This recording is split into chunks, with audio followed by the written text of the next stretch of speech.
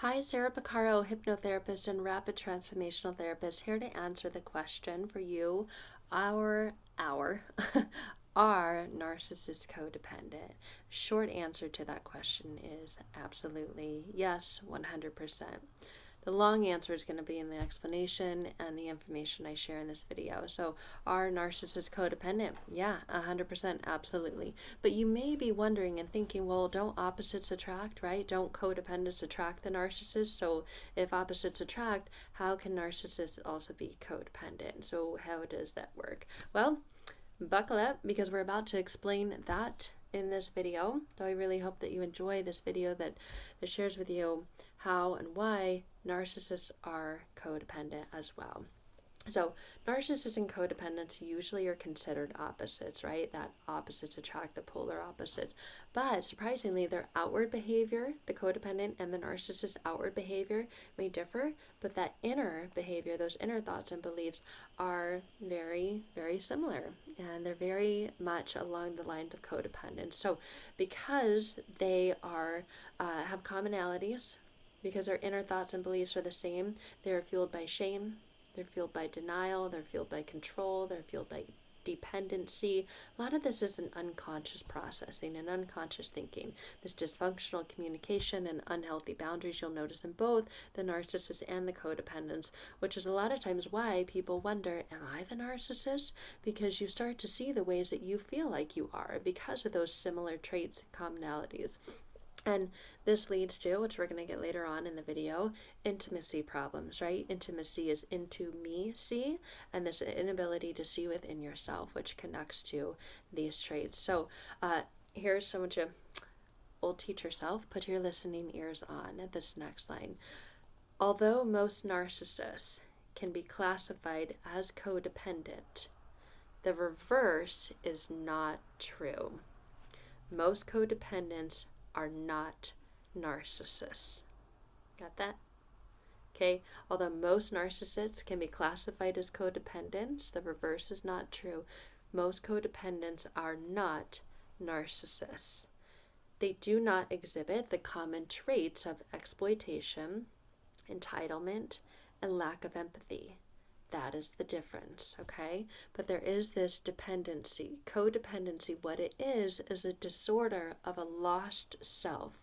You just feel lost if you're a codependent. Codependents have lost their connection to their innate self, to their inner self. Instead, their thinking and their behavior revolves around another person, another substance, or a process. That's the thing. Narcissists also suffer from lack of connection to their true, authentic self.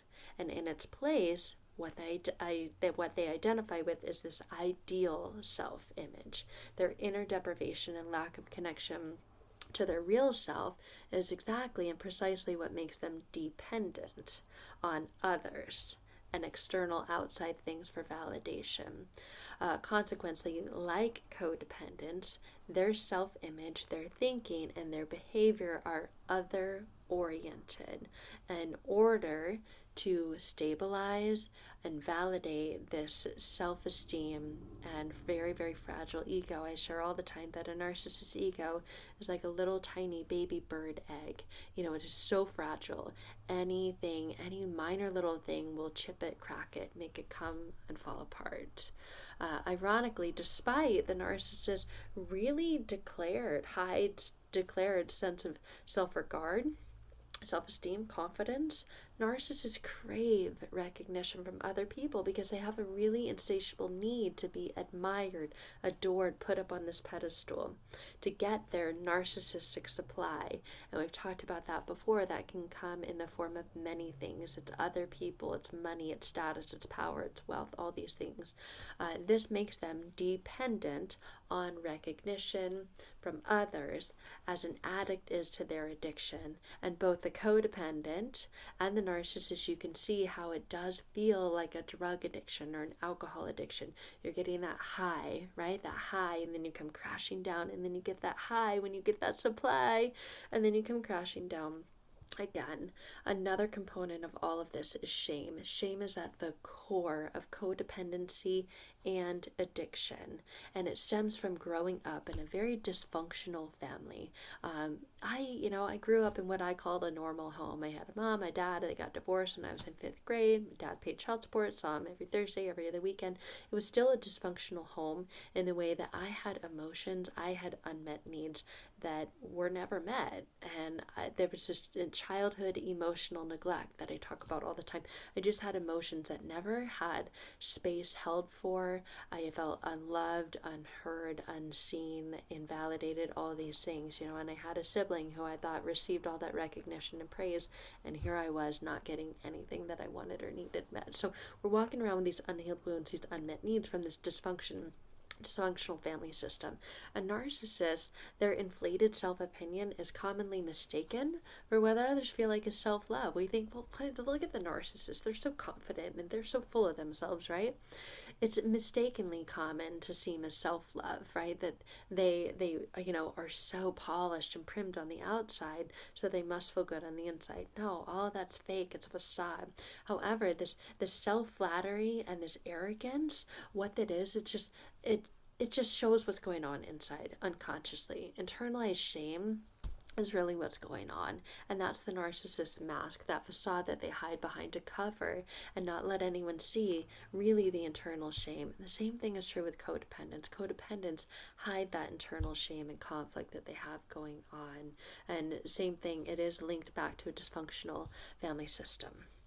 Children develop different ways of coping with anxiety, with insecurity, with hostility in the home or in school or with caregivers that they experience from growing up in dysfunctional households or family systems. And internalized shame can result despite a parent's good intention, best efforts, and lack of overt abuse. So they're not, outwardly, overtly abusing. They think that they're doing a great job, but there's still shame that's internalized and built up inside, if that makes sense. Because to feel safe, children will do what they need to do, right? Your brain and the mind job is to protect you and keep you safe. So children will they'll adopt coping patterns to give the rise to this ideal self. One strategy is to accommodate other people and to seek love, affection, and approval. That's that fawning trauma response. We feel like people pleasers, fixers, and we need to hide and mask what we're what we're really feeling to have others submiss their strong emotions, reactions, and feelings to things. So another way that this shows up, especially in the narcissist will seek recognition, they'll seek validation, they'll seek mastery, they'll seek domination over other people, because that gives them this sense of power, right? Power and control, which is this false sense of security. And stereotypical codependents fall into that first category, and narcissists fall into that second. And they seek power and control of their environment in order to get their needs met. Their pursuit of prestige, of superiority, and power, what it does is helps them avoid feeling inferior, helps the narcissist avoid feeling vulnerable, feeling needy, and feeling helpless. And it does that for them at all costs. These ideals are natural human needs. However, for codependents and narcissists, they become compulsive and thus neurotic. That's the thing.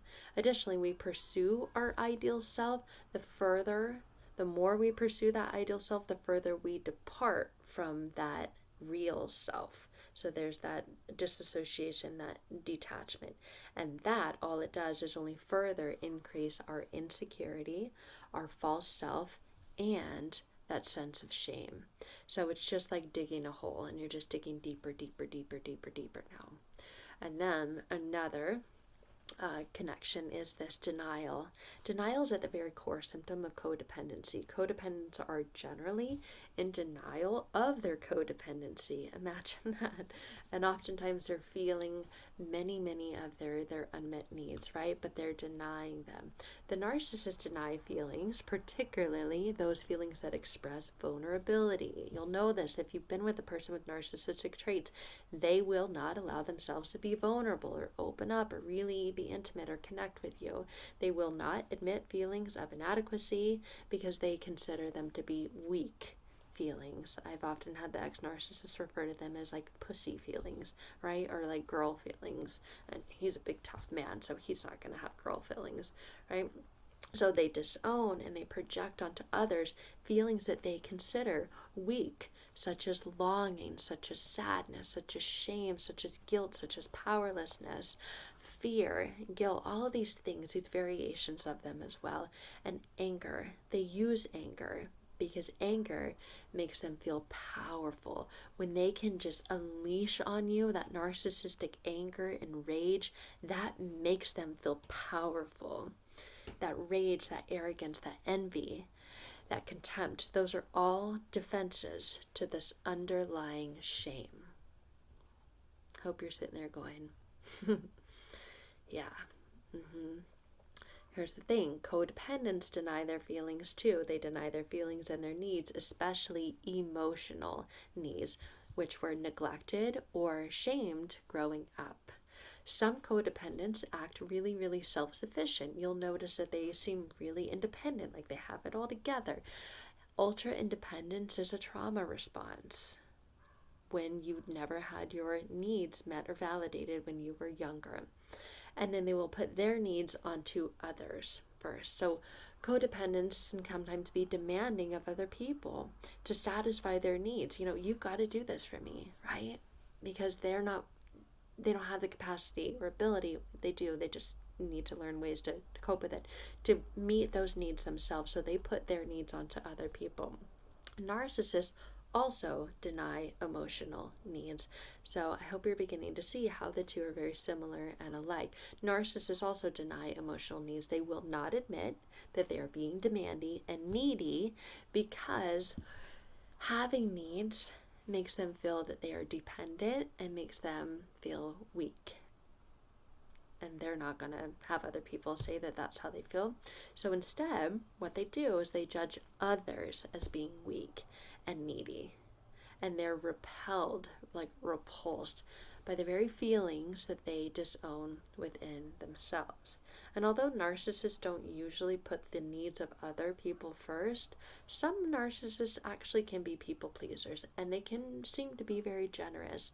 And they do this in addition to securing the attachment of those that depend on them. So often they always have an ulterior motive, and that ulterior motive is for recognition. They'll do something for someone else so that they can feel superior or grandiose just by virtue of the fact that, well, I was able to help them when they needed it. And they will help people that they consider inferior or below them, so that again that can put them up here in the superior space or role. Like other codependents, they will feel exploited and resentful towards the people that they help. If you're a codependent yourself and you're being honest with yourself, you may notice that you feel a lot of anger and resentment towards those that you have helped. Kind of backwards, right? You should help from the kindness and goodness of your heart, but then you start to resent those that you help. Sure sign of a codependent. And many narcissists, what they do is hide behind this facade of the self-sufficiency and aloofness when it comes to the needs for emotional closeness, support, or grieving or nurturing or intimacy. There's kind of this aloofness, this, what are you talking about, right? They know what they're doing, but they're masking and they're hiding all those feelings, that support, that closeness, that connection. And their quest for power, what it does is protects them from experiencing things that they feel or deem as weak, like humiliation, feeling sad, afraid, or wanting or needing anyone. They're so independent. They don't want or need anyone. I don't need you, right? You probably heard that in an argument with one of them. I don't need you. And you're thinking, okay. They do this ultimately to avoid rejection and feeling shame, and only, listen to this, only the threat of abandonment reveals how dependent they truly are. If you've ever told a narcissist, that's it, I'm done, we're leaving, and then all of a sudden, no, come on, please, we can work this out, we can go to counseling, we can go to therapy, please don't do this, come on, I'll change, this time it's different, I promise. Only the fear of abandonment reveals how dependent they truly are. You'll notice as well dysfunctional boundaries. Yeah, the codependent and the narcissist both have dysfunctional boundaries. Like other codependents, narcissists have very, very unhealthy boundaries because they were not respected growing up. Their boundaries were not respected growing up. They don't experience other people as separate, but extensions of themselves. And as a result, they project their thoughts and their feelings onto others, and they blame others for their shortcomings. Well, it's your fault. If only you wouldn't blah, blah, blah, then I wouldn't. It's not their fault. They blame other people for their shortcomings and their feelings and mistakes, all of those which that they cannot tolerate themselves. They never admit guilt, fault, or the wrongdoing, right? No, it's always someone else's fault. Additionally, a lack of boundaries makes them really thin-skinned.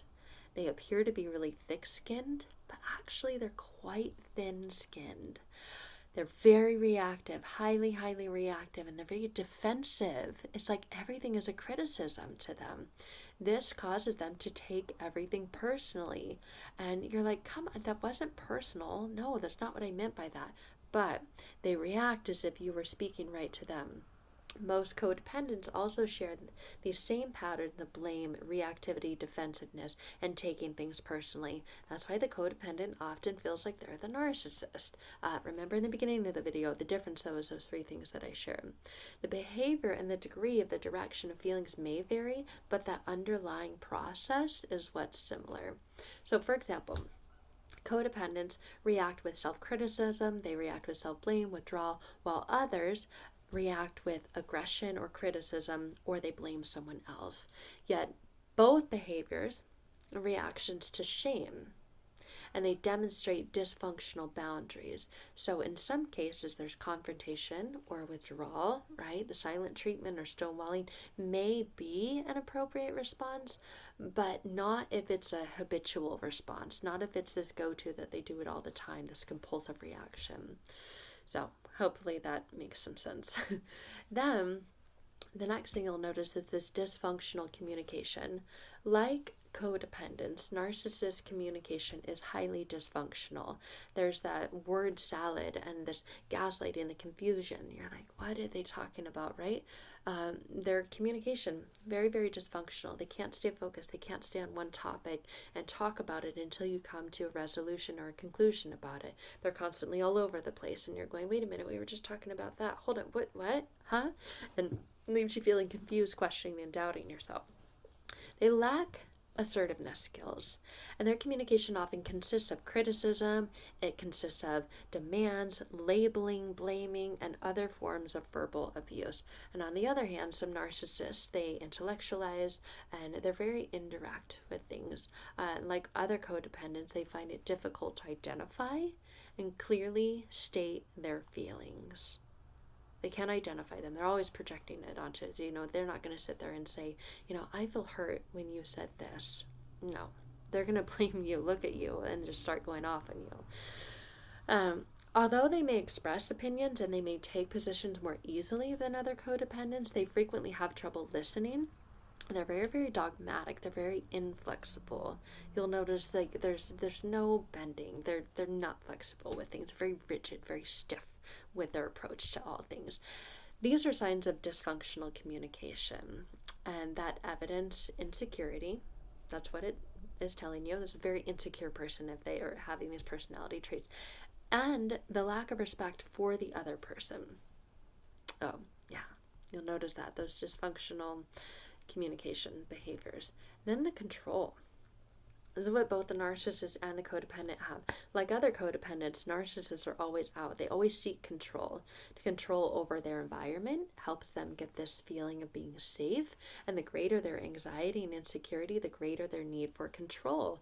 And when you're dependent on others for security, for happiness, for self-worth, what other people think, say, and do becomes paramount. It becomes paramount to your sense of well-being and safety. And so you'll notice we'll try to control them directly or indirectly with people pleasing. Codependents do this as well. They try to control others with their people pleasing, try to control others with lies, even little white lies or half truths, or lying by omission. You just simply leave something out and say, well, that's not really a lie.